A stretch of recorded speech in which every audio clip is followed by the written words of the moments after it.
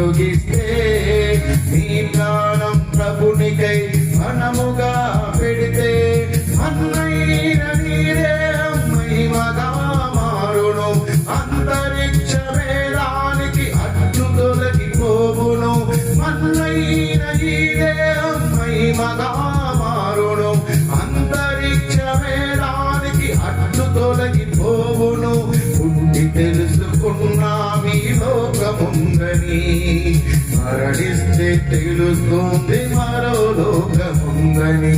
పుట్టి తెలుసుకున్నా మీ లోకముందని, మరణిస్తే తెలుస్తుంది మరో లోకముందని.